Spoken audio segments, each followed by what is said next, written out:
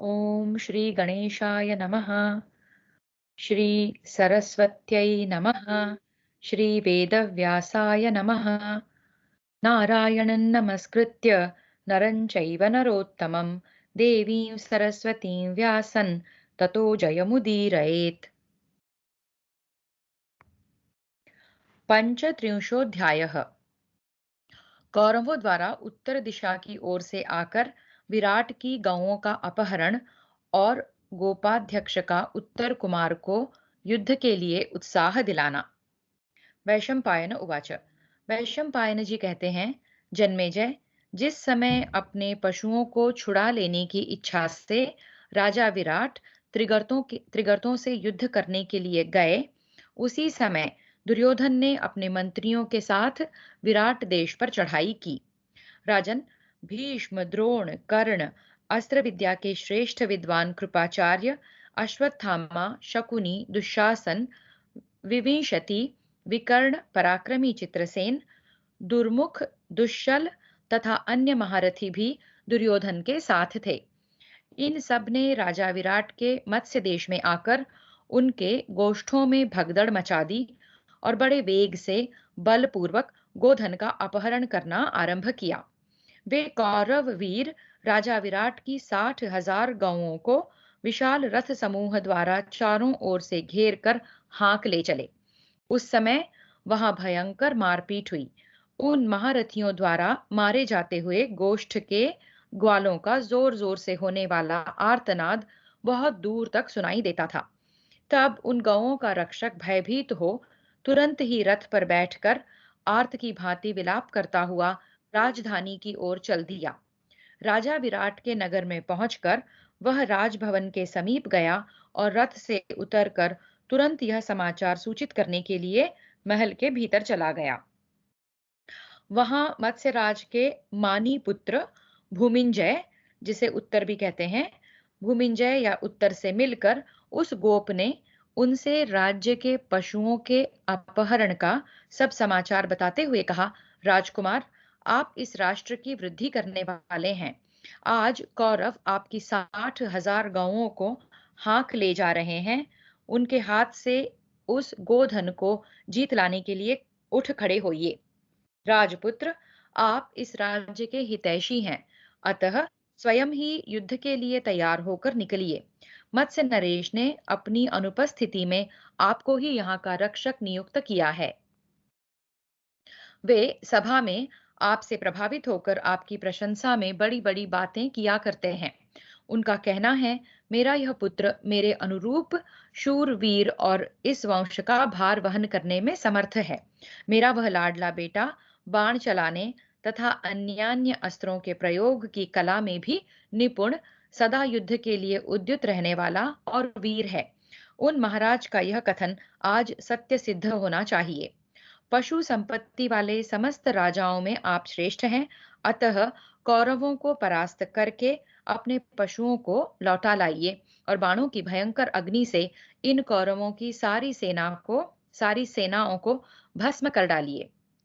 जैसे हाथियों के झुंड का स्वामी गजराज अपने विरोधियों को रौंद डालता है, उसी प्रकार आप अपने धनुष से छूटे हुए सुवर्णमय पंख से सुशोभित और झुकी हुई गांठ वाले तीखे बाणों द्वारा विपक्षियों की विपुल वाहिनी को छिन्न भिन्न कर डालिए। वाहिनी यानी सेना। आज शत्रुओं के बीच में जोर जोर से गूंजने वाली धनुष रूपिणी वीणा बजाइए।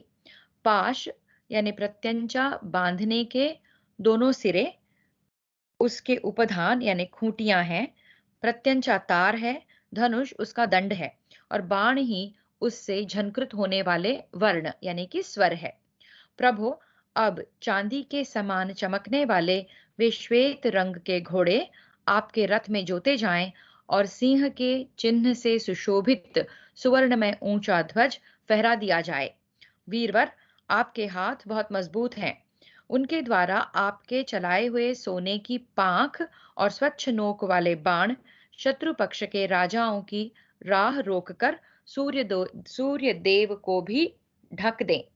जैसे वज्रपाणी इंद्र समस्त असुरों को परास्त कर देते हैं, उसी प्रकार आप युद्ध में संपूर्ण कौरवों को जीतकर महान यश प्राप्त करके पुनः इस नगर में प्रवेश करें। मत्स्यराज के सुयोग्य पुत्र होने के कारण आप ही इस राष्ट्र के महान आश्रय हैं। जैसे विजयी वीरों में श्रेष्ठ अर्जुन पांडवों के उत्तम आश्रय हैं, उसी प्रकार आप भी निश्चय ही इस राज्य के निवासियों की परम गति हैं। हम सभी मत्स्य देशवासी आज आपको पाकर ही गतिमान यानी कि सनाथ हैं। वैशंपायन उवाच। वैशंपायन जी कहते हैं, राजन, इस प्रकार राजकुमार उत्तर अंतःपुर में स्त्रियों के बीच में बैठा था। वहीं उस गोपाध्यक्ष ने उससे ये निर्भीय बनाने वाली उत्साहजनक बातें कही। अतः वह अपनी प्रशंसा करता हुआ इस प्रकार कहने लगा। इस प्रकार श्री महाभारत विराट पर्व के अंतर्गत गोहरण पर्व में उत्तर दिशा की गौओं के अपहरण के प्रसंग में गोप वचन विषयक 35वां अध्याय पूरा हुआ। षट त्रिंशोऽध्यायः। उत्तर का अपने लिए सारथी ढूंढने का प्रस्ताव, अर्जुन की सम्मति से द्रौपदी का बृहन्नला को सारथी बनाने के लिए सुझाव देना। उत्तर उवाच। उत्तर बोला, गोप प्रवर, मेरा धनुष तो बहुत मजबूत है। यदि मेरे पास घोड़े हाँकने की कला में कुशल कोई सारथी होता तो आज मैं अवश्य ही उन गौओं के पद चिन्हों का अनुसरण करता। इस समय मुझे ऐसे किसी मनुष्य का पता नहीं है जो मेरा सारथी बन सके। मैं युद्ध के लिए प्रस्थान करूंगा, अतः शीघ्र मेरे लिए किसी योग्य सारथी की तलाश करो। पहले लगातार 28 रात तक अथवा अंततः 1 मास तक जो वह महायुद्ध हुआ था, उसमें मेरा सारथी मारा गया था। अतः यदि घोड़े हाँकने की कला जानने वाले किसी दूसरे मनुष्य को भी पा जाऊं तो अभी बड़े वेग से जाकर ऊंची ऊंची विशाल ध्वजाओं से विभूषित एवं हाथी घोड़े तथा रथों से भरी हुई शत्रुओं की सेना में घुस जाऊं और अपने आयुधों के प्रताप से कौरवों को निर्वीर्य यानी कि पराक्रम शून्य तथा परास्त करके संपूर्ण पशुओं को लौटा लाऊं। जैसे वज्रधारी इंद्र दानवों को भयभीत कर देते हैं, उसी प्रकार मैं दुर्योधन, शांतनु नंदन भीष्म, सूर्यपुत्र कर्ण, कृपाचार्य तथा पुत्र अश्वत्थामा सहित द्रोणाचार्य आदि महान धनुर्धरों को जो यहाँ आए हैं, युद्ध में अत्यंत भय पहुंचाकर इसी मुहूर्त में अपने पशुओं को वापस ला सकता हूँ। गोष्ठ को सूना पाकर कौरव लोग मेरा गोधन लिए जा रहे हैं, परंतु अब मैं यहाँ से क्या कर सकता हूँ, जबकि वहां उस समय मैं मौजूद नहीं था। अच्छा, जब कौरव लोग यहाँ आ ही गए हैं, तब आज मेरा पराक्रम देख लें। फिर तो वे कहेंगे, क्या यह साक्षात कुंती पुत्र अर्जुन ही हमें पीड़ा दे रहा है। वैशंपायन उवाच। वैशंपायन जी कहते हैं, राजन, इस प्रकार बोलते हुए राजकुमार उत्तर की वह बात सुनकर सब बातों में कुशल अर्जुन बहुत प्रसन्न हुए। उस समय तक उनके अज्ञातवास की अवधि पूरी हो गई थी। अतः उन्होंने अपनी सती साध्वी प्यारी पत्नी पांचाल राजकुमारी द्रौपदी को, जिसका अग्नि से प्रादुर्भाव हुआ था और जो तनवंगी, सत्य, सरलता आदि सद्गुणों से विभूषित तथा पति के प्रिय एवं हित में तत्पर रहने वाली थी, एकांत में बुलाकर कहा, कल्याणी, तुम मेरी बात मानकर राजकुमार उत्तर से शीघ्र इस प्रकार कहो। यह बृहन्नला पांडुनंदन अर्जुन का सुदृढ़ एवं प्रिय सारथी रह चुका है। उसने बड़े बड़े युद्धों में सफलता प्राप्त की है। वह तुम्हारा सारथी हो जाएगा। वैशंपायन उवाच। वैशंपायन जी कहते हैं, जन्मेजय, उत्तर स्त्रियों के बीच में बैठा था और बार बार अपनी तुलना में अर्जुन का नाम ले लेकर डींग मार रहा था। पांचाल राजकुमारी द्रौपदी से यह सहन न हो सका। वह तपस्विनी स्त्रियों के बीच से उठकर उत्तर के समीप आई और लजाती हुई सी धीरे धीरे इस प्रकार बोली, राजकुमार, यह जो विशाल गजराज के समान हृष्ट पुष्ट तरुण सुंदर और दिखने में अत्यंत प्रिय बृहन्नला नाम से विख्यात नर्तक है, पहले कुंती पुत्र अर्जुन का सारथी था। वीर, यह उन्हीं महात्मा का शिष्य है, अतः धनुर्विद्या में भी उनसे कम नहीं है। पहले पांडवों के यहाँ रहते समय मैंने इसे देखा है। जिन दिनों अर्जुन की सहायता से अग्निदेव ने दावानल रूप हो महान खांडव वन को जलाया था, उस समय इसी ने अर्जुन के श्रेष्ठ घोड़ों की बागडोर संभाली थी। इसी सारथी के सहयोग से कुंती पुत्र अर्जुन ने खांडव प्रस्थ में संपूर्ण प्राणियों पर विजय पाई थी। अतः इसके समान दूसरा कोई सारथी नहीं है। उत्तर उवाच। उत्तर ने कहा, सैरंध्री, वह युवक ऐसे गुणों से विभूषित है कि वह युवक ऐसे गुणों से विभूषित है कि वह नपुंसक नहीं हो सकता। इन बातों को तुम अच्छी तरह जानती हो, अतः तुम उसे कह दो तो ठीक है। शुभे, मैं स्वयं बृहन्नला से नहीं कह सकता कि तुम मेरे घोड़ों की रास संभालो। द्रौपदीवाच। द्रौपदी ने कहा, वीर, यह जो सुंदर कटी प्रदेश वाली तुम्हारी छोटी बहन कुमारी उत्तरा है, इसकी बात वह अवश्य मान लेगा, इसमें संशय नहीं है।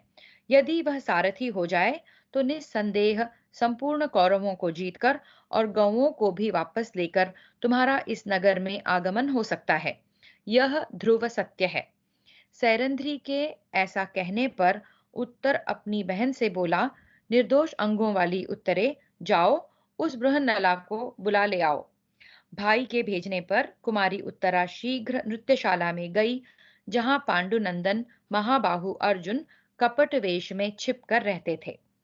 इस प्रकार श्री महाभारत विराट पर्व के अंतर्गत गोहरण पर्व में उत्तर दिशा की ओर से गौओं के अपहरण के प्रसंग में बृहन्नला का सारथ्य कथन संबंधी 36वां अध्याय पूरा हुआ। सप्तत्रिंशोऽध्यायः। बृहन्नला को सारथी बनाकर राजकुमार उत्तर का रणभूमि की ओर प्रस्थान। वैशंपायन उवाच। वैशंपायन जी कहते हैं, जन्मेजय, कुमारी उत्तरा सोने की माला और मोर पंख का श्रृंगार धारण किए हुए थी। उसकी अंग कांति कमल दल की सी आभा वाली लक्ष्मी को भी लज्जित कर रही थी। उसकी कमर यज्ञ की वेदी के समान सूक्ष्म थी। शरीर से भी वह पतली ही थी। उसके सभी अंग शुभ लक्षणों से युक्त थे। उसने कटी प्रदेश में मणियों की बनी हुई विचित्र करधनी पहन रखी थी। मत्स्यराज की वह यशस्विनी कन्या अनुपम शोभा से प्रकाशित हो रही थी। गणों की आज्ञा मानने वाली कुमारी उत्तरा बड़े भाई के भेजने से बड़ी उतावली के साथ नृत्यशाला में गई, मानो चपला मेघमाला में विलीन हो गई हो।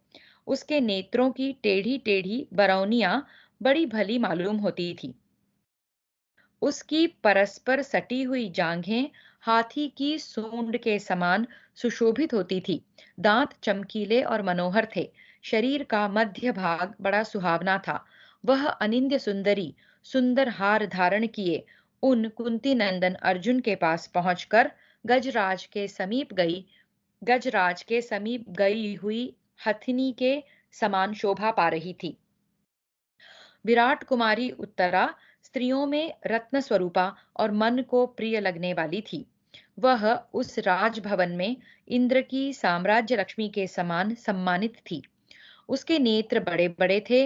वह यशस्विनी बाला सामने से देखने ही योग्य थी। वह अर्जुन से प्रेम पूर्वक बोली। सुवर्ण के समान सुंदर एवं गौर त्वचा तथा सटी जांघों वाली कुमारी उत्तरा को देखकर अर्जुन ने पूछा, सुवर्ण की माला धारण करने वाली मृगलोचने, भामिनी, तुम क्यों उतावली सी चली आ रही हो? सुंदरी, आज तुम्हारा मुख प्रसन्न क्यों नहीं है? अंगने, मुझे शीघ्र सब बातें ठीक ठीक बताओ। वैशंपायन उवाच। वैशंपायन जी कहते हैं, जन्मेजय, विशाल नेत्रों वाली अपनी सखी राजकुमारी उत्तरा की ओर देखकर अर्जुन ने हंसते हुए जब उससे अपने पास आने का कारण पूछा, तब वह राजपुत्री नरश्रेष्ठ अर्जुन के समीप जा अपना प्रेम प्रकट करती हुई सखियों के बीच में इस प्रकार बोली। बृहन्नले, हमारे राष्ट्र की गौओं को कौरव हाँक कर लिए जाते हैं, अतः उन्हें जीतने के लिए मेरे भैया धनुष धारण करके जाने वाले हैं। थोड़े ही दिन हुए उनके रथ का सारथी एक युद्ध में मारा गया। इस कारण कोई ऐसा योग्य सूत नहीं है जो उनके सारथी का काम संभाल सके। बृहन्नले, वे सारथी ढूंढने का प्रयत्न कर रहे हैं। इतने में ही सैरंध्री ने पहुंचकर यह बताया कि तुम अश्व विद्या में कुशल हो। पहले तुम अर्जुन का प्रिय सारथी रह चुकी हो।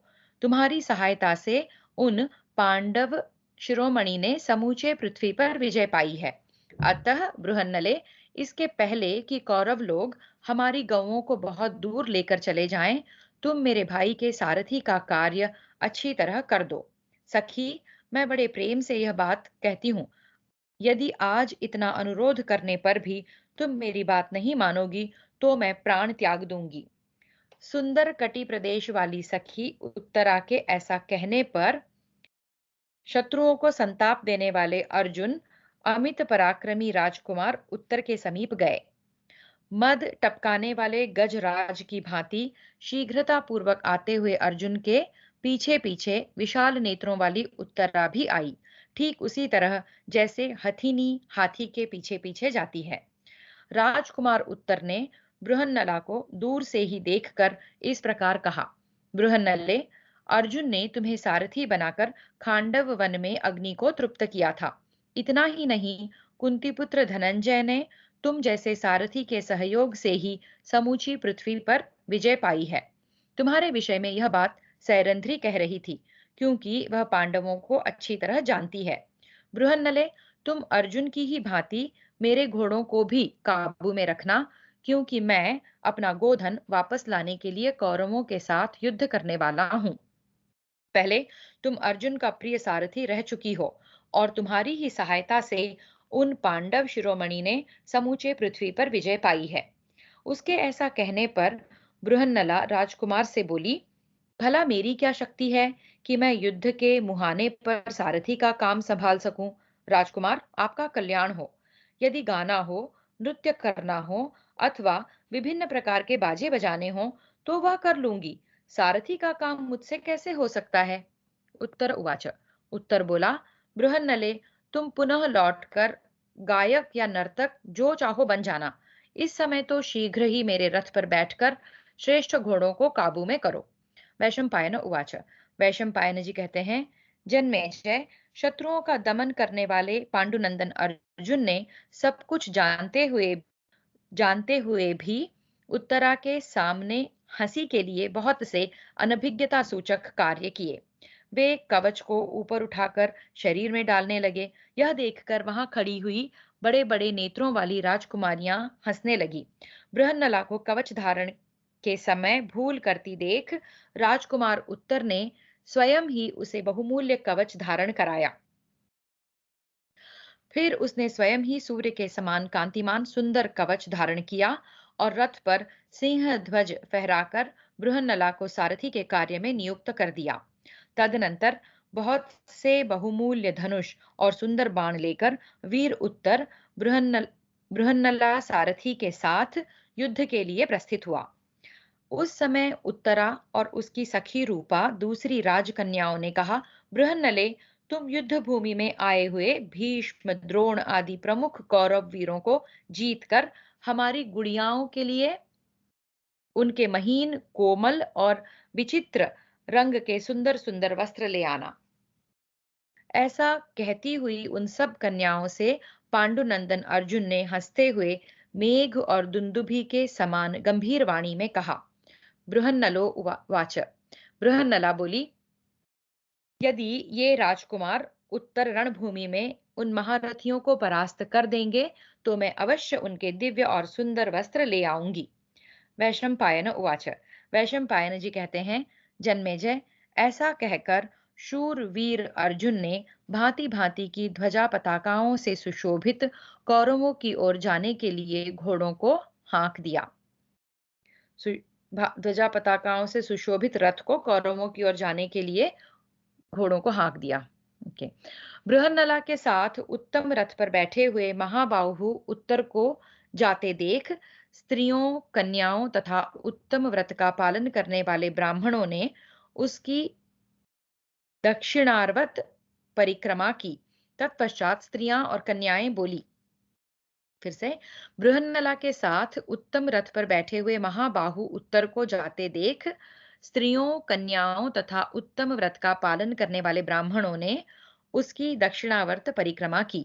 तत्पश्चात स्त्रियां और कन्याएं बोली, बृहन्नले, वृषभ के समान गति वाले अर्जुन को पहले खांडव वन दाह के समय जैसा मंगल प्राप्त हुआ था, आज युद्ध में कौरवों के पास पहुंचने पर राजकुमार उत्तर के साथ तुम्हें वैसा ही मंगल प्राप्त हो। इस प्रकार श्री महाभारत विराट पर्व के अंतर्गत गोहरण पर्व में उत्तर दिशा की ओर से गौओं के अपहरण के प्रसंग में राजकुमार उत्तरा का युद्ध के लिए प्रस्थान विषयक 37वां अध्याय पूरा हुआ। अष्टात्रिंशोऽध्यायः। उत्तर कुमार का भय और अर्जुन का उसे आश्वासन देकर रथ पर चढ़ाना। वैशंपायन उवाच। वैशंपायन जी कहते हैं, जन्मेजय, राजधानी से निकलकर विराट कुमार उत्तर ने सर्वथा निर्भय हो सारथी से कहा, बृहन्नले, जहां कौरव गए हैं उधर ही रथ ले चलो। मैं यहाँ विजय की आशा से एकत्र होने वाले समस्त कौरवों को परास्त करके उनसे अपनी गौएं वापस ले शीघ्र ही अपने नगर में लौट आऊंगा। तब पांडुनंदन अर्जुन ने उत्तर के उत्तम जाति के घोड़ों को हाँका और उनकी बाग ढीली कर दी। नरश्रेष्ठ अर्जुन के हाँकने पर सोने की माला पहने हुए वे घोड़े हवा के समान वेग से चलने लगे, मानो आकाश में अपनी टाप अड़ाते हुए रथ लिए उड़े जा रहे हो। थोड़ी ही दूर जाने पर शत्रुहंता विराट पुत्र उत्तर और धनंजय ने महाबली कौरवों की विशाल सेना देखी। श्मशान भूमि के समीप जाकर उन्होंने कौरवों को पा लिया। वे दोनों उस शमी वृक्ष के आसपास सब ओर सेना का व्यूह बनाकर खड़े हुए कौरव सैनिकों की ओर देखने लगे। उनकी वह विशाल वाहिनी समुद्र के समान जान पड़ती थी। जब वह चलती तब ऐसा जान पड़ता था मानो आकाश में असंख्य वृक्षों से भरा हुआ वन चल रहा हो। कुरुश्रेष्ठ जन्मेजय, कौरव सेना के चलने से ऊपर उठी हुई धरती की धूल अंतरिक्ष को छूती सी दिखाई देती थी। उसके कारण समस्त प्राणियों की दृष्टि का लोप सा हो गया था। किसी को कुछ सूझ नहीं पड़ता था। वह भारी सेना हाथी, घोड़ों एवं रथों से भरी हुई थी। कर्ण, दुर्योधन, कृपाचार्य, भीष्म, अश्वत्थामा और महान धनुर्धर एवं परम बुद्धिमान द्रोण उसकी रक्षा कर रहे थे। उसे देखकर विराट पुत्र उत्तर के रोंगटे खड़े हो गए।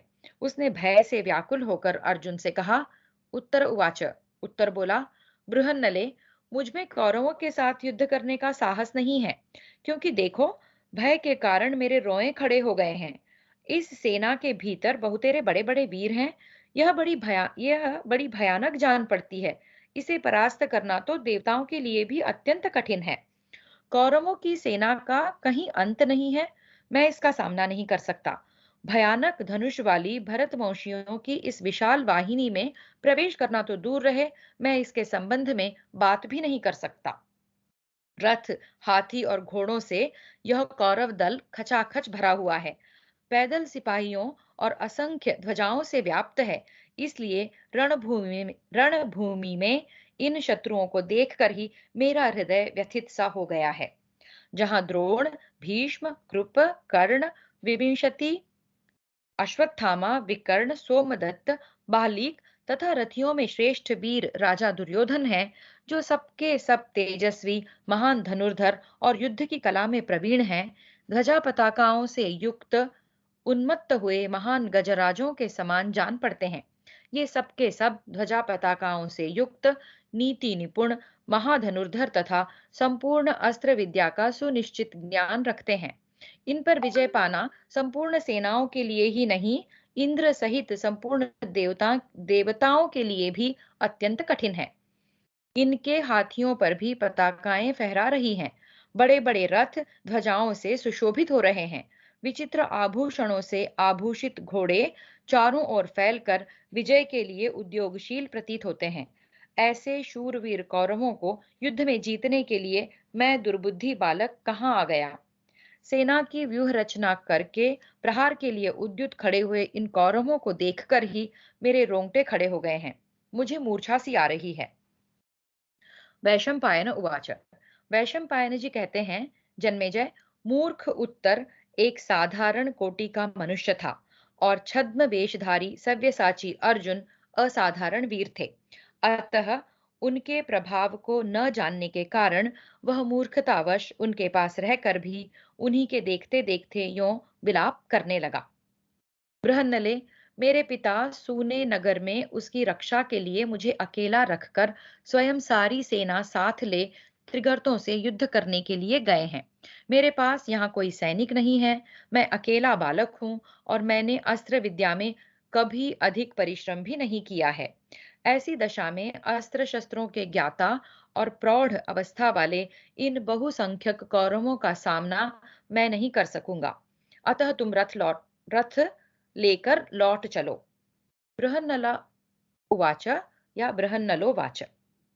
बृहन्नला ने कहा, राजकुमार, तुम भय के कारण दीन होकर शत्रुओं का हर्ष बढ़ा रहे हो। अभी तो शत्रुओं ने युद्ध के मैदान में कोई पराक्रम भी नहीं प्रकट किया है। तुमने स्वयं ही कहा था कि मुझे कौरवों के पास ले चलो। अतः जहां ये बहुत सी ध्वजाएं फहरा रही हैं, वहीं तुम्हें ले चलूंगी। महाबाहो, जैसे गीध मांस पर टूट पड़ते हैं, उसी प्रकार जो गौओं को लूटने के लिए यहाँ आए हैं, उन आतताई कौरवों के बीच तुम्हें ले चलती हूँ। यदि ये पृथ्वी के लिए भी युद्ध ठानेंगे, तो उसमें भी मैं तुम्हें ले चलूंगी। तुम स्त्रियों और पुरुषों के बीच कौरवों को हराकर अपने गोधन को वापस लेने की प्रतिज्ञा करके पुरुषार्थ के विषय में अपनी श्लाघा करते हुए युद्ध के लिए निकले थे। फिर अब क्यों युद्ध नहीं करना चाहते? यदि उन गौओं को बिना जीते ही तुम घर लौटोगे, तो वीर पुरुष तुम्हारी हंसी उड़ाएंगे और यत्र तत्र स्त्रियां और पुरुष एकत्र हो तुम्हारा उपहास करेंगे। मैं भी सैरंध्री के द्वारा सारथ्य के कार्य में कुशल बताई गई हूँ। अतः अब गौओं को वापस जीतकर वापस लिए बिना मैं नगर में नहीं जा सकूंगी। सैरंध्री और तुमने भी बड़ी बड़ी बातें कहकर मेरी बहुत स्तुति प्रशंसा की है। फिर संपूर्ण कौरवों के साथ मैं ही क्यों न युद्ध करूं? तुम दृढ़ता पूर्वक डट जाओ। उत्तर उवाच। उत्तर बोला, बृहन्नले, भारी संख्या में आए हुए कौरव भले ही मत्स्य देश का सारा धन इच्छानुसार हर ले जाएं, स्त्रियां अथवा पुरुष जितना चाहें मेरा उपहास करें, तथा मेरी गौएं भी चली जाएं, किंतु इस युद्ध में मेरा कोई काम नहीं है। मेरा नगर सूना पड़ा है। पिताजी उसकी रक्षा का भार मुझे दे गए हैं। मैं पिताजी से डरता हूँ, इसलिए यहाँ नहीं ठहर सकता। वैशंपायन उवाच। वैशंपायन जी कहते हैं, जन्मेजय, ऐसा कहकर मान और अभिमान को त्याग कर बाण सहित धनुष को वहीं छोड़कर कुंडलधारी राजकुमार उत्तर रथ से कूद पड़ा और भयभीत होकर भाग चला। बृहन्नलो वाच। तब बृहन्नला ने कहा, राजकुमार, क्षत्रिय का युद्ध से भागना शूरवीरों की दृष्टि में धर्म नहीं है। युद्ध करके मर जाना अच्छा है, किंतु भयभीत होकर भागना कदापि अच्छा नहीं है। वैशंपायन उवाच। वैशंपायन जी कहते हैं, राजन, ऐसा कहकर कुंती नंदन धनंजय भी उस उत्तम रथ से कूद पड़े और भागते हुए राजकुमार को पकड़ने के लिए अपनी लंबी चोटी हिलाते हुए और लाल रंग की साड़ी एवं दुपट्टे को फहराते हुए उसके पीछे पीछे दौड़े। उस समय चोटी हिला हिलाकर दौड़ते हुए अर्जुन को उस रूप में देखकर उन्हें न जानने वाले कुछ सैनिक ठहाका मारकर हंसने लगे।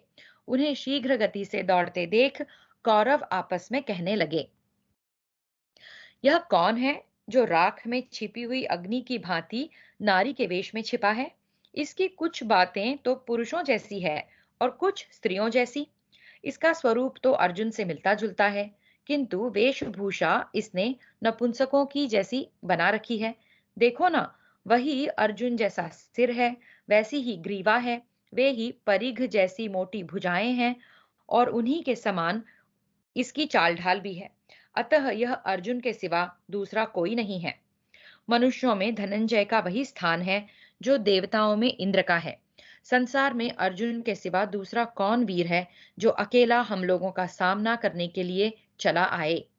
विराट के सूने नगर में उनका एक ही पुत्र देखरेख के लिए रह गया था। सो यह बचपन यानी कि मूर्खता के कारण हमारा सामना करने के लिए चला आया, अपने पुरुषार्थ से प्रेरित होकर नहीं। निश्चय ही कपट वेश में छिपे हुए कुंती पुत्र अर्जुन को अपना सारथी बनाकर उत्तर नगर से बाहर निकला था। मालूम होता है हम लोगों को देखकर यह बहुत डर गया है, इसलिए भागा जाता है, और ये अर्जुन अवश्य ही उस भागते हुए राजकुमार को पकड़ लाना चाहते हैं। वैशंपायन उवाच। वैशंपायन जी कहते हैं, भारत, इस प्रकार सभी कौरव अलग अलग विचार विमर्श करते थे, किंतु छद्म वेश में छिपे हुए पांडुनंदन अर्जुन तथा उत्तर को देखकर भी वे किसी निश्चय पर नहीं पहुंच पाते थे।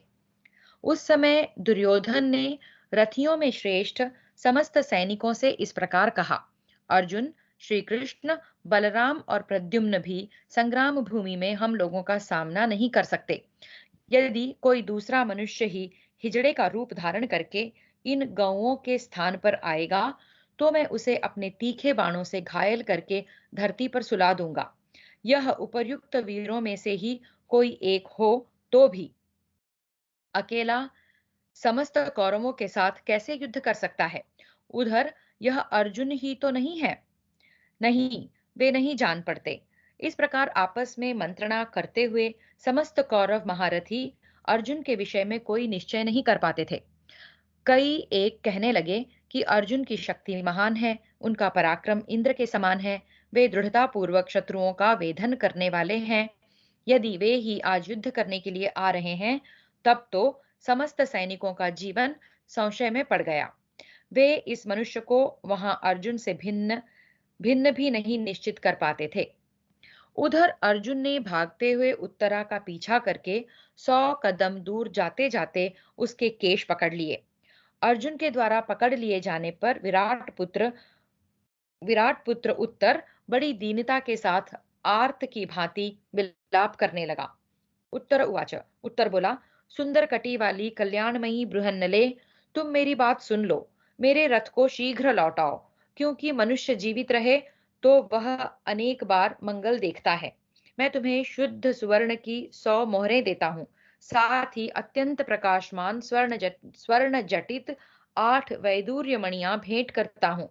इतना ही नहीं, उत्तम घोड़ों से जुते हुए तथा सुवर्णमय दंड से युक्त एक रथ और 10 मतवाले हाथी भी दे रहा हूँ। बृहन्नले, यह सब ले लो, किंतु तुम मुझे छोड़ दो। वैशंपायन उवाच। वैशंपायन जी कहते हैं, जन्मेजय, उत्तर इसी प्रकार की बातें कहता और विलाप करता हुआ अचेत हो रहा था। पुरुष सिंह अर्जुन उसकी बातों पर हंसते हंसते हंसते हुए उसे रथ के समीप ले आए। जब वह भय से आतुर होकर अपनी सुध बुध खोने लगा, तब अर्जुन ने उससे कहा, शत्रुनाशन, यदि तुम्हें शत्रुओं के साथ युद्ध करने का उत्साह नहीं है तो चलो, मैं उनसे युद्ध करूंगा। तुम मेरे घोड़ों की बागडोर संभालो। तुम मेरे बाहुबल से सुरक्षित हो। इस रथ सेना की ओर चलो, जो महारथी वीरों से सुरक्षित, घोर एवं अत्यंत दुर्धर्ष है। राजपुत्र शिरोमणे, भयभीत न हो। शत्रुओं को संताप देने वाले वीर, तुम क्षत्रिय हो। पुरुष सिंह, तुम शत्रुओं के बीच में आकर विषाद कैसे कर रहे हो? देखो, मैं इस अतीव दुर्धर्ष तथा दुर्गम रथ सेना में घुसकर कौरवों के साथ युद्ध करूंगा और तुम्हारे पशुओं को जीत लाऊंगा। नरश्रेष्ठ, तुम केवल मेरे सारथी बनकर बैठे रहो। इन कौरवों के साथ युद्ध तो मैं ही करूंगा। भरत श्रेष्ठ जन्मेजय, प्रहार करने वालों में श्रेष्ठ और कभी परास्त न होने वाले कुंती पुत्र अर्जुन ने उपर्युक्त बातें कहकर विराट कुमार उत्तर को 2 घड़ी तक भली भांति समझाया बुझाया। तत्पश्चात युद्ध की कामना से रहित, भय से व्याकुल और भागने के लिए छटपटाते हुए उत्तर को उन्होंने रथ पर चढ़ाया। अर्जुन अपने गांडीव धनुष को लेने के लिए पुनः उस शमी वृक्ष की ओर गए। उन्होंने उत्तर को समझा बुझाकर सारथी बनने के लिए राजी कर लिया था।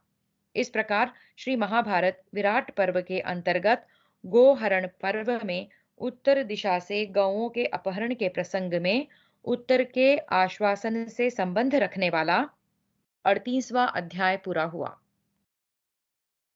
एकोनचत्वारिंशोऽध्यायः। द्रोणाचार्य द्वारा अर्जुन के अलौकिक पराक्रम की प्रशंसा। वैशंपायन उवाच। वैशंपायन जी कहते हैं, राजन, नपुंसक वेश में रथ पर बैठे हुए नरश्रेष्ठ अर्जुन को, जो उत्तर को रथ पर बिठाकर शमी वृक्ष की ओर ले जा रहे थे, भीष्म, द्रोण आदि कौरव महारथियों ने देखा। यह देखकर अर्जुन की आशंका यह देखकर अर्जुन की आशंका होने से वे सब के सब मन ही मन भयभीत हो उठे। उन सब महारथियों को हतोत्साह देख तथा अद्भुत उत्पातों को भी देखकर शस्त्रधारियों में श्रेष्ठ भरद्वाज नंदन आचार्य द्रोण बोले, इस समय कंकड़ बरसाने वाली प्रचंड एवं रूखी हवा चल रही है। राख के समान रंग वाले अंधकार से आकाश आच्छादित हो रहा है। रूक्ष वर्ण वाले अद्भुत बादल भी दृष्टिगोचर हो रहे हैं। म्यानों से अनेक प्रकार के शस्त्र निकल रहे हैं। दिशाओं में आग सी लग रही है और उनमें से भयंकर गीदड़ियां चीत्कार करती हैं। घोड़े आंसू बहाते हैं और रथों की ध्वजाएं बिना हिलाए ही हिल रही हैं। यहाँ जैसे जैसे बहुत से रूप लक्षण दिखाई दे रहे हैं, उनसे यह सूचित होता है कि कोई महान भय उपस्थित होने वाला है। आप सब लोग सावधान हो जाएं। आप लोग अपने आप की रक्षा तो करें ही, सेना का भी व्यूह बना रहे। युद्ध में बहुत बड़ा नरसंहार होने वाला है, उसकी प्रतीक्षा करें और इस गोधन की भी रखवाली करते रहें। नपुंसक वेश में ये समस्त शस्त्रधारियों में श्रेष्ठ महान धनुर्धर वीर अर्जुन ही आए हैं, इसमें संदेह नहीं है। गंगानंदन, जिनकी ध्वजा पर हनुमान जी विराजमान होते हैं, एक वृक्ष का नाम अर्जुन ही, और जो इंद्र के पुत्र हैं, वे किरीटधारी धनंजय ही नारी वेश धारण किए यहाँ आकर ये जिसको जीत कर आज हमारी इन गांवों को लौटा ले जाएंगे, उस दुर्योधन की रक्षा कीजिए। ये वे शत्रुओं को संताप देने वाले महापराक्रमी सव्यसाची अर्जुन हैं, जो सामना होने पर संपूर्ण देवताओं तथा असुरों के साथ भी बिना युद्ध किए पीछे नहीं लौट सकते। कौरवों, साक्षात इंद्र ने भी इन्हें अस्त्र विद्या की शिक्षा दी है। युद्ध में कुपित होने पर ये साक्षात इंद्र के समान पराक्रम दिखाते हैं। तुम लोगों ने इन शूरवीरों को वन में अनुचित क्लेश पहुंचाया है। मुझे इनका सामना करने वाला कोई योद्धा यहाँ नहीं दिखाई देता। सुना जाता है हिमालय पर्वत पर किरात वेश में छिपे हुए साक्षात भगवान शंकर को भी अर्जुन ने युद्ध में संतुष्ट किया था। कर्ण उवाच, कर्ण ने कहा, आचार्य, आप सदा हमारे सामने अर्जुन के गुणों की श्लाघा करते रहते हैं, परंतु अर्जुन मेरी और दुर्योधन की 16वीं कला के बराबर भी नहीं है। दुर्योधन उवाच, दुर्योधन ने कहा, राधानंदन, यदि यह अर्जुन है तब तो मेरा काम ही बन गया। अंगराज, अब ये पांडव पहचान लिए जाने के कारण फिर 12 वर्षों तक वन में भटकेंगे, और यदि यह नपुंसक वेश में कोई दूसरा ही मनुष्य है तो इसे अत्यंत तीखे बाणों द्वारा अभी इस भूतल पर मार गिराऊंगा। वैशंपायन उवाच, वैशंपायन जी कहते हैं, परंतप धृतराष्ट्र पुत्र दुर्योधन के ऐसा कहने पर भीष्म, द्रोण, कृप और अश्वत्थामा ने उसके इस पराक्रम की बड़ी प्रशंसा की। इस प्रकार श्री महाभारत विराट पर्व के अंतर्गत गोहरण पर्व में उत्तर दिशा की ओर से गौओं के अपहरण के प्रसंग में अर्जुन की प्रशंसा विषयक 39वां अध्याय पूरा हुआ। चत्वारिंशोऽध्यायः। अर्जुन का उत्तर को शमी वृक्ष से अस्त्र उतारने के लिए आदेश। वैशंपायन उवाच, वैशंपायन जी कहते हैं, जन्मेजय, उस शमी वृक्ष के समीप पहुंचकर अर्जुन ने विराट कुमार उत्तर को सुकुमार तथा युद्ध की कला में पूर्णतया कुशल न जानकर उससे कहा, उत्तर, मेरी आज्ञा से तुम शीघ्र इस वृक्ष पर चढ़कर वहां रखे हुए धनुष उतारो, क्योंकि तुम्हारे ये धनुष मेरे बाहुबल को नहीं सह सकेंगे, कोई भारी कार्यभार नहीं उठा सकेंगे, अथवा राजों का नाश करने में भी ये काम न दे सकेंगे। इतना ही नहीं, यहाँ शत्रुओं पर विजय पाने के लिए युद्ध करते समय ये मेरे बाहु विपक्ष को भी नहीं संभाल सकेंगे।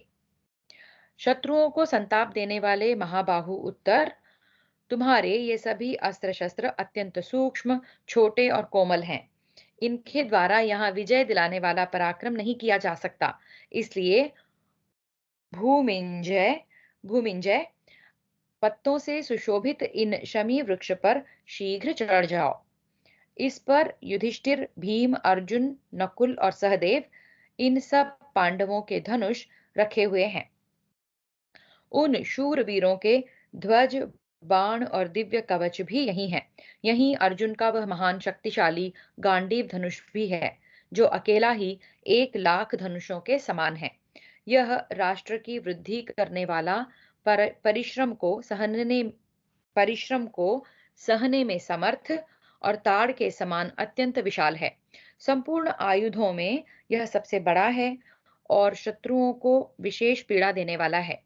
यह सोने को गलाकर बनाया हुआ, दिव्य, सुंदर, विस्तृत तथा व्रण रहित यानी कि नित्य नूतन है। यह भारी से भारी भार वहन करने में समर्थ, भयंकर और देखने में मनोहर है। ऐसे ही युधिष्ठिर, भीम, अर्जुन तथा नकुल सहदेव के भी सब धनुष प्रबल और सुदृढ़ हैं। इस प्रकार श्री महाभारत विराट पर्व के अंतर्गत गोहरण पर्व में उत्तर गोग्रह के प्रसंग में अर्जुन के द्वारा अस्त्र वर्णन विषयक 40वां अध्याय पूरा हुआ। एकचत्वारिंशोऽध्यायः। उत्तर का अर्जुन के आदेश के अनुसार शमी वृक्ष से पांडवों के दिव्य धनुष आदि उतारना। उत्तर उवाच। उत्तर बोला, मैंने तो सुन रखा था कि इस वृक्ष में कोई लाश बंधी है। ऐसी दशा में मैं राजकुमार होकर अपने हाथ से उसका स्पर्श कैसे कर सकता हूँ? एक तो मैं क्षत्रिय, दूसरे महान राजकुमार तथा तीसरे मंत्र और यज्ञों का ज्ञाता एवं सत्पुरुष हूँ। अतः मुझे ऐसी अपवित्र वस्तु का स्पर्श करना उचित नहीं है। बृहन्नले, यदि मैं शव का स्पर्श कर लूं तो मुर्दा ढोने वालों की भांति अपवित्र हो जाऊंगा। फिर तुम मुझे व्यवहार में लाने योग्य युद्ध कैसे कर सकोगी? बृहन्नलो बृहन्नलोवाच। बृहन्नला ने कहा, राजेंद्र, तुम इन धनुषों को छूकर भी व्यवहार में लाने योग्य और पवित्र ही रहोगे। डरो मत, ये केवल धनुष हैं, इनमें कोई शव नहीं है। राजकुमार, तुम मनस्वी पुरुषों के उत्तम कुल में उत्पन्न और मत्स्य नरेश के पुत्र हो। भला मैं तुमसे कोई निंदित कर्म कैसे करवा सकती हूँ? वैशंपायन उवाच। वैशंपायन जी कहते हैं, जन्मेजय, अर्जुन के ऐसा कहने पर कुंडलधारी विराट पुत्र उत्तर विवश हो रथ से कूदकर शमी वृक्ष पर चढ़ गया। तब रथ पर बैठे हुए शत्रुनाशक पृथा पुत्र धनंजय ने शासन के स्वर में कहा, उन धनुषों को जल्दी वृक्ष से नीचे उतारो और इन सब का पत्रमय वेष्टन भी शीघ्र हटा दो। तब उत्तर ने विशाल वक्षस्थल वाले पांडवों के बहुमूल्य धनुषों को वृक्ष के नीचे ले आकर उन पर जो पत्तों के वेष्टन लगे थे उन्हें खोलकर हटाया। फिर उन धनुषों तथा उनकी डोरियों को सब ओर से खोलकर अर्जुन के पास ले आया। उसमें अन्य 4 धनुषों के साथ रखे हुए गांडीव धनुष को उत्तर ने देखा। वेष्टन खोलने पर उन सूर्य के समान तेजस्वी धनुषों की प्रभा चारों ओर फैल गई, जैसे उदय होने पर ग्रहों का दिव्य प्रकाश सब ओर छा जाता है। जम्हाई लेने के लिए मुंह खोले हुए विशाल सर्पों की भांति उन धनुषों का रूप देखकर उत्तर के शरीर में रोमांच हो आया और वह क्षण भर में भय से उद्विग्न हो गया। राजन, तदनंतर उन प्रभापूर्ण विशाल धनुषों का स्पर्श करके विराट पुत्र उत्तर ने अर्जुन से इस प्रकार कहा। इस प्रकार श्री महाभारत विराट पर्व के अंतर्गत गोहरण पर्व में उत्तर गोग्रह के अवसर पर वृक्ष से अस्त्रों को उतारने से संबंध रखने वाला 41वां अध्याय पूरा हुआ। द्विचत्वारिंशोऽध्यायः। उत्तर का बृहन्नला से पांडवों के अस्त्र शस्त्रों के विषय में प्रश्न करना। उत्तर उवाच। उत्तर ने पूछा, बृहन्नले, जिस पर सोने की 100 फूलियां जड़ी है, जिसके दोनों सिरे बहुत ही मजबूत और चमकीले हैं, यह उत्तम धनुष किस यशस्वी वीर का है? जिसकी पीठ पर सोने के प्रकाशमान हाथी सुशोभित हो रहे हैं तथा जिसके दोनों किनारे बड़े सुंदर और मध्य भाग बहुत ही उत्तम है, यह श्रेष्ठ धनुष किसका है? जिसके पृष्ठभाग में शुद्ध सुवर्ण के बने हुए लाल पीले रंग वाले 60 इंद्रगोप वीर बहुटी नामक कीट पृथक पृथक शोभा पा रहे हैं, यह उत्तम धनुष किसका है? जिसमें परस्पर सटे हुए 3 सुवर्णमय सूर्य चिन्ह प्रकाशित हो रहे हैं, जो तेज से मानो प्रज्वलित हैं, यह उत्तम धनुष किसका है? जिस पर तप्त सुवर्ण भूषित मीने के फतिंगे शोभा पा रहे हैं तथा जो उत्तम वर्ण की मणियों से जटित होने के कारण विचित्र दिखाई देता है, यह उत्तम धनुष किसका है?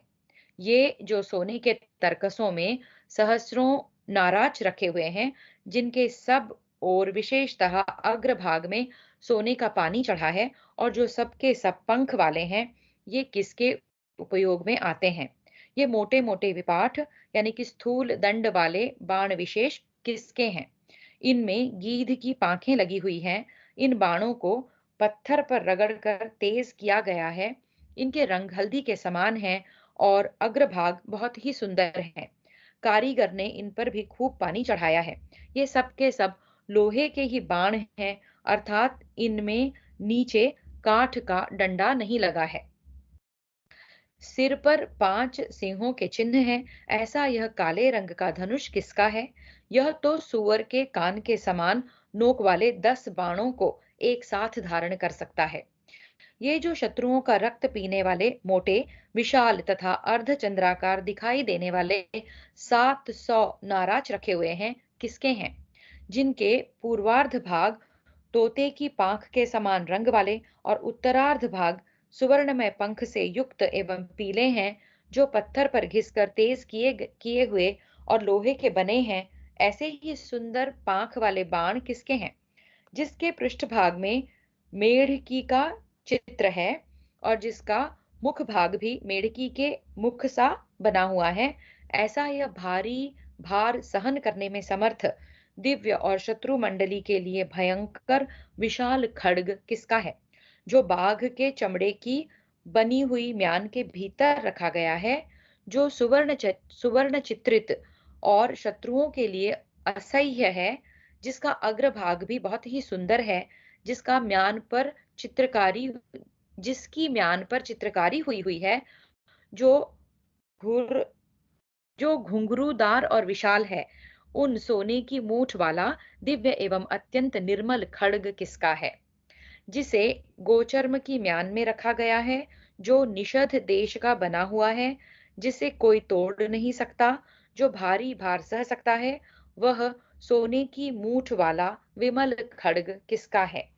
जिसे बकरे की चमड़ी के बनी हुई म्यान में रखा गया है, जो सोने की मूठ से युक्त और सुवर्ण भूषित रूप वाली है, वह उचित लंबाई चौड़ाई वह उचित लंबाई चौड़ाई एवं आकृति वाली आकाश के समान नीलोज्वल एवं पानीदार तलवार किसकी है? जो अग्नि के समान प्रकाशमान एवं आग में तपाए हुए शुद्ध सुवर्ण की बनी हुई म्यान में सुरक्षित भारी पानीदार तथा 30 अंगुली से बड़ा है, वह स्वर्ण बिंदुओं से विभूषित तथा काले रंग का है, जिसे शत्रु काट नहीं सकते, जिसका स्पर्श सर्प के समान है, जो शत्रु के शरीर को चीर डालने वाला, भारी भार सहन करने में समर्थ, दिव्य एवं शत्रुओं के लिए भयदायक है, वह खड्ग किसका है? बृहन्नले, मैंने जो पूछा है उसे ठीक ठीक बताओ। ये सब महान अस्त्र शस्त्र देखकर मुझे बड़ा आश्चर्य हो रहा है। यहाँ एक टिप्पणी है। अ, अन्य बहुत सी प्रतियों में नहीं है, परंतु नीलकंठ वाली प्रति में इसलिए यहाँ ले लिया गया है, किंतु अगले अध्याय में जो उत्तर दिया है उनसे इन श्लोकों का मेल नहीं है। तो यहाँ पे 2 श्लोक ऐसे हैं जो किसी दूसरी प्रति से लिए गए हैं, यही कह रही है टिप्पणी। ठीक है। इस प्रकार श्री महाभारत विराट पर्व के अंतर्गत गोहरण पर्व में उत्तर वाक्य विषयक 42वां अध्याय पूरा हुआ। तो यहाँ उत्तर ने ये सारे शस्त्र देखकर किसके हैं ये शस्त्र, ये जिज्ञासा प्रकट की है बृहन्नला के सामने। द्विचत्वारिंशोऽध्यायः। बृहन्नला द्वारा उत्तर को पांडवों के आयुधों का परिचय कराना। बृहन्नलोवाच। बृहन्नला बोली, राजकुमार, तुमने पहले जिसके विषय में मुझसे प्रश्न किया है वही यह अर्जुन का विश्वविख्यात गांडीव धनुष है, जो शत्रुओं की सेना के लिए काल रूप है। यह सब आयुधों से विशाल है, इसमें सब ओर सोना मढ़ा है। यही उत्तम आयुध गांडीव अर्जुन के पास रहा करता है। यह अकेला ही 1,00,000 धनुषों की बारी बराबरी करने वाला तथा अपने राष्ट्र को बढ़ाने वाला है। पृथापुत्र अर्जुन इसके द्वारा युद्ध में मनुष्यों तथा देवताओं पर विजय पाते आ रहे हैं। हल्के गहरे अनेक प्रकार के रंगों से इसकी विचित्र शोभा होती है। यह चिकना, चमकदार और विस्तृत है। इसमें कहीं कोई चोट का चिन्ह नहीं है। देवताओं, दानवों तथा गंधर्वों ने इसका बहुत वर्षों तक पूजन किया है। पूर्व काल में ब्रह्मा जी ने इसे 1,000 वर्षों तक धारण किया था। तदनंतर प्रजापति ने 503 वर्षों तक इसे अपने पास रखा। फिर इंद्र ने 85 वर्षों तक रखा। इंद्र के बाद सोम ने 500 वर्ष तथा राजा वरुण ने 900 वर्षों तक इसे धारण किया। तत्पश्चात श्वेतवाहन अर्जुन 65 वर्षों से इसे धारण करते चले आ रहे हैं। यह सर्वोत्तम धनुष देखने में बड़ा ही मनोहर है। इसके द्वारा महान पराक्रम प्रकट होता है। अर्जुन को यह महादिव्य धनुष साक्षात वरुण देव से प्राप्त हुआ था। तथा दूसरा, देवताओं और मनुष्यों में पूजित उत्कृष्ट रूप धारण करने वाला धनुष भीमसेन का है, जिसके दोनों किनारे बड़े सुंदर हैं और मध्य भाग में सोना मढ़ा हुआ है। यह वही धनुष है जिससे शत्रुओं को संताप देने वाले कुंती कुमार भीमसेन ने संपूर्ण प्राची दिशा पर विजय पाई थी। उत्तर जिसके ऊपर इंद्रगोप उत्तर जिसके ऊपर इंद्रगोप वीर बहुटी नामक कीटों का चित्र है और जो देखने में मनोहर है, वही यह उत्तम धनुष राजा युधिष्ठिर का है, जिसमें सुवर्ण के बने हुए प्रकाशपूर्ण सूर्य प्रकाशित हो रहे हैं और जो तेज से जाज्वल्यमान जान पड़ता है, वही यह नकुल का आयुध है, जिसके ऊपर सुवर्ण जटित मीने के फतिंगे सुशोभित हैं। वही यह माद्री नंदन सहदेव का धनुष है। विराट पुत्र, ये जो छुरे के समान मजबूत और चमकीले बाण हैं, जिनमें पंख लगे हुए हैं और जो सर्पों के विष के समान प्रभाव रखते हैं, ये सब अर्जुन के ही हैं। ये युद्ध में तेज से प्रकाशित होकर बड़ी तेजी से शत्रु पर आघात करते हैं। रण में शत्रुओं पर बाण वर्षा करने वाले वीर के लिए भी इन बाणों का काटना असंभव है। इन बाणों को काटना भी असंभव है, ऐसा हो सकता है शायद। ये जो मोटे, विशाल और अर्धचंद्राकार दिखाई देते हैं, वे भीमसेन के तीखे बाण हैं, जो शत्रुओं का संहार कर डालते हैं। ये हल्दी के समान रंग वाले और सुनहरी पांखों से सुशोभित हैं। इन्हें पत्थर पर रगड़कर तेज किया गया है। जिस पर 5 सिंहों के चिन्ह हैं, वही यह नकुल का कलाप यानी तरकस है, जिससे उन्होंने युद्ध में संपूर्ण पश्चिम दिशा पर विजय पाई थी। उस समय बुद्धिमान माद्रीपुत्र नकुल के पास यही कलाप था। और ये जो सूर्य के समान आकृति वाले चमकीले बाण हैं, उनके द्वारा संपूर्ण शत्रु समूहों का विनाश होता है। विचित्र क्रिया शक्ति से संपन्न ये सभी बाण बुद्धिमान सहदेव के हैं। ये जो तीखे, पानीदार, मोटे और बड़ी बड़ी पांखों वाले 3 पर्वों के बाण हैं और जिनकी पांखें सोने की बनी हुई हैं, ये सब राजा युधिष्ठिर के महान शर हैं, जिसके पृष्ठ भाग में मेढकी का चित्र है और जिसका मुख भाग भी मेढकी के मुख के समान ही बना हुआ है। यह विशाल खड्ग अर्जुन का है। यह युद्ध भूमि में भारी आघात को सह सकने में समर्थ और मजबूत है। जिसकी म्यान व्याघ्र चर्म की बनी हुई है, वह महान खड्ग भीमसेन का है। यह भी गुरुतर भार सहन करने वाला है, दिव्य एवं शत्रुओं के लिए भयंकर है। जिसकी धार सुंदर एवं पतली है, जिसकी म्यान विचित्र और मूठ सोने की है, वह 30 अंगुली से बड़ा सर्वोत्तम खड्ग परम बुद्धिमान कुरुनंदन धर्मराज का है, जो बकरे के चमड़े की बनी हुई म्यान में बंद है तथा नाना प्रकार के युद्धों में शस्त्रों का भारी आघात सहन करने में समर्थ और मजबूत है, वह यह नकुल का खड्ग है। और यह जो गोचर्म की म्यान में रखा गया है, यह सहदेव का विशाल खड्ग है। इसे सब प्रकार के आघात प्रत्याघात सहने में समर्थ और सुदृढ़ जानो। इस प्रकार श्री महाभारत विराट पर्व के अंतर्गत गो गो गोहरण पर्व में उत्तर गोग्रह के अवसर पर आयुध आयुध वर्णन विषयक 43वां अध्याय पूरा हुआ। गोहरण पर्व में उत्तर गोग्रहक के अवसर पर आयुध वर्णन विषयक 43वां अध्याय पूरा हुआ। चतुश्चत्वारिंशोऽध्यायः। अर्जुन का उत्तर कुमार से अपना और अपने भाइयों का यथार्थ परिचय। उत्तर उवाच। उत्तर ने पूछा, बृहन्नले, रण में फूर्ति दिखाने वाले जिन महात्मा कुंती पुत्रों के ये सुवर्ण भूषित सुंदर आयुध इतने प्रकाशित हो रहे हैं, वे पृथापुत्र अर्जुन, कुरुनंदन युधिष्ठिर, नकुल सहदेव और पांडुपुत्र भीमसेन अब कहाँ हैं? संपूर्ण शत्रुओं का नाश करने वाले वे सभी महात्मा जुए द्वारा अपना राज्य हार कर कहाँ गए, जिससे कहीं किसी प्रकार भी उनके विषय में कुछ सुनने में नहीं आता? पांचाल देश की राजकुमारी द्रौपदी स्त्री रत्न के रूप में विख्यात है, वह कहाँ है? सुना है जब पांडव जुए में हार गए, तब द्रुपद कुमारी कृष्णा भी उनके साथ वन में चली गई थी। अर्जुन उवाच। अर्जुन ने कहा, राजकुमार, मैं ही पृथापुत्र अर्जुन हूँ।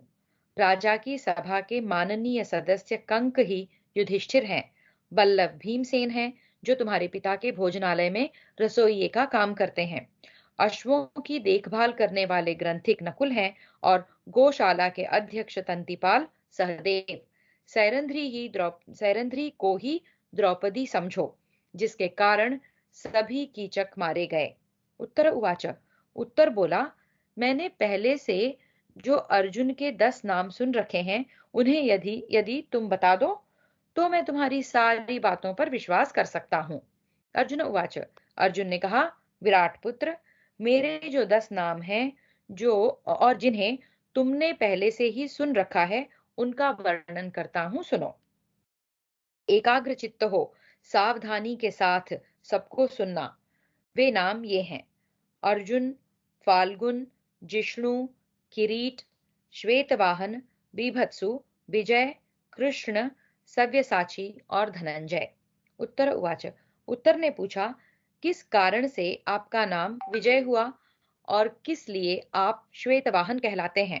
आपके किरीटी नाम धारण करने का क्या कारण है और आप सव्यसाची नाम से कैसे प्रसिद्ध हुए? इसी प्रकार आपके अर्जुन, फाल्गुन, जिष्णु, कृष्ण, बीभत्सु और धनंजय नाम पढ़ने का भी क्या कारण है? यह सब मुझे ठीक ठीक बताइए। वीर अर्जुन के विभिन्न नाम पढ़ने के जो प्रधान हेतु हैं, वे सब मैंने सुन रखे हैं। उन सबको यदि आप बता देंगे, तो आपकी सब बातों पर मेरा विश्वास हो जाएगा। अर्जुन उवाच। अर्जुन ने कहा, मैं संपूर्ण देशों को जीतकर और उनसे कर रूप में केवल धन लेकर धन के ही बीच में स्थित था, इसलिए मुझे धनंजय कहते हैं।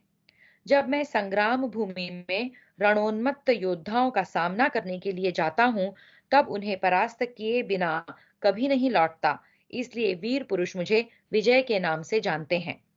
संग्राम में युद्ध करते समय मेरे रथ में सोने के बख्तर से सजे हुए श्वेत रंग के घोड़े जोते जाते हैं, इसलिए मेरा नाम श्वेतवाहन हुआ है।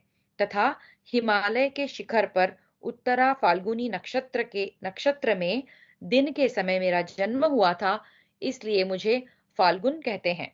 पूर्व काल में बड़े बड़े दानव वीरों के साथ युद्ध करते समय देवराज इंद्र ने मेरे मस्तक पर सूर्य के समान प्रकाशित होने वाला किरीट रख दिया था, इसलिए मुझे किरीटी कहते हैं। युद्ध करते समय मैं किसी प्रकार भी बीभत्स यानी घृणित कर्म नहीं करता, इसलिए देवताओं और मनुष्यों में मेरी बीभत्सु नाम से प्रसिद्धि हुई है। मेरा बायां और दाहिना दोनों हाथ गांडीव धनुष की डोरी खींचने में समर्थ है, इसलिए देवताओं और मनुष्यों में लोग मुझे सव्यसाची समझते हैं। अर्जुन शब्द के तीन अर्थ हैं: वर्ण या दीप्ति, रुजुता या समता, धवल या शुद्ध। चारों ओर समुद्र पर्यंत पृथ्वी पर मेरे जैसी दीप्ति दुर्लभ है। मैं सबके प्रति समभाव रखता हूँ और शुद्ध कर्म करता हूँ। इसी कारण विज्ञ पुरुष मुझे अर्जुन के नाम से जानते हैं। मुझे पकड़ना या तिरस्कृत करना बहुत कठिन है। मैं इंद्र का पुत्र एवं शत्रु दमन विजयी वीर हूँ। इसलिए देवताओं और मनुष्यों में जिष्णु नाम से मेरी ख्याति हुई है। कृष्ण शब्द का अर्थ है श्याम वर्ण तथा मन को आकर्षित करने वाला। मेरे शरीर का रंग कृष्ण गौर है तथा बाल्यावस्था में चित्ताकर्षक होने के कारण मैं पिताजी को बहुत प्रिय था। अतः मेरे पिता ने ही मेरा 10वां नाम कृष्ण रखा था। वैशंपायन उवाच। वैशंपायन जी कहते हैं, जन्मेजय, तदनंतर विराट पुत्र उत्तर ने निकट जाकर अर्जुन के चरणों में प्रणाम किया और बोला, मेरा नाम भूमिंजय तथा उत्तर भी है। कुंती नंदन, मेरा सौभाग्य है कि मुझे आपका दर्शन मिला। धनंजय, आपका स्वागत है। महाबाहो, आपके नेत्र लाल हैं और बाहुदंड गजराज के शुंड को लज्जित करते हैं। मैंने अज्ञानवश आपसे जो अनुचित बात कह दी हो, उसे क्षमा करेंगे। पूर्व काल में आपने अत्यंत दुष्कर और अद्भुत कार्य किए हैं, इसलिए आपका संरक्षण पाकर मेरा भय दूर हो गया है और आपके प्रति मेरा प्रेम बहुत बढ़ गया है। पार्थ, मैं आपका दास होऊंगा। आप मेरी और कृपापूर्ण दृष्टि से देखें। मैंने आपके सारथी का कार्य करने के लिए पहले जो प्रतिज्ञा की थी, उसके लिए अब मेरा मन स्वस्थ हो गया है।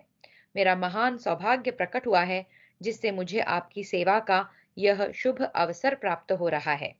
इस प्रकार श्री महाभारत विराट पर्व के अंतर्गत गोहरण पर्व में उत्तर गोग्रह के अवसर पर अर्जुन परिचय संबंधी 44वां अध्याय पूरा हुआ। हरि ओम।